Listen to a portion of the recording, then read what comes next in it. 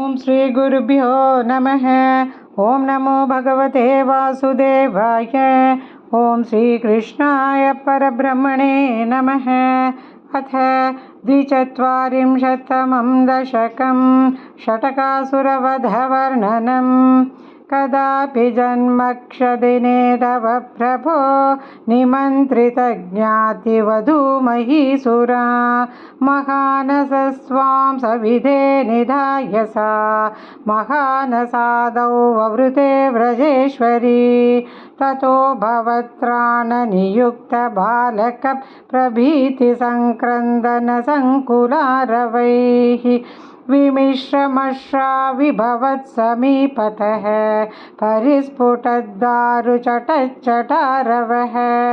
ततस्तदा कर्णनसम्भ्रमश्रमप्रकम्पिवक्षोजभरा व्रजाङ्गनाः भवन्तमन्तर्ददृशुः समन्ततः विनिष्पतद्दारुणदारुमध्यगम्।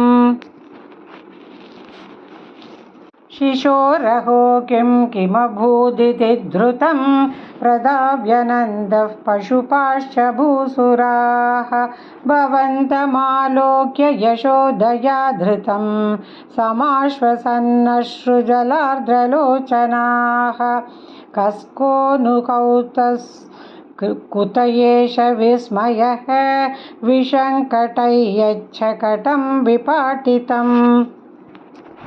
न कारणं किञ्चिदिहेति ते स्थिताः स्वनासिका दत्तकरा स्वदीक्षकाः।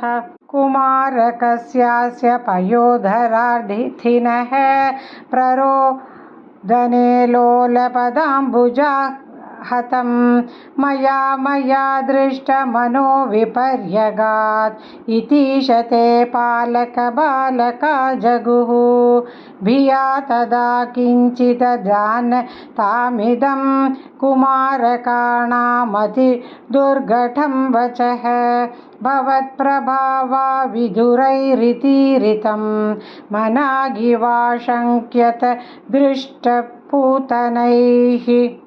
प्रवालताम्रं किमिदं पदं क्षतं सरोजरम्यौनुकरौ विरोजितौ इति प्रसर्पत्करुणातरङ्गिताः त्वदङ्गमापस्पृशुरङ्गनाजनाः।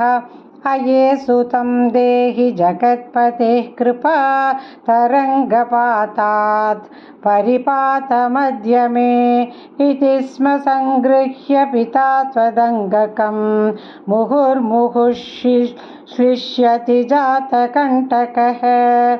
अनोनिलीनः किल हन्तुमागतः सुरारिरेवं भवता विहिंसितः रजोऽपि नो दृष्टममुष्य तत्कथं सशुद्धसत्त्वे त्वयि लीनवान् ध्रुवम्। प्रपूजितैस्तत्र ततो द्विजातिभिः विशेषतो लम्बितमङ्गलाशिषः व्रजन्निजैर्बाल्यरसैर्विमोहयन् मरुत्पुराधीशरुजां जहीहि मे। नारायणाखिलगुरो भगवन्नमस्ते। नारायणाखिलगुरो भगवन्नमस्ते।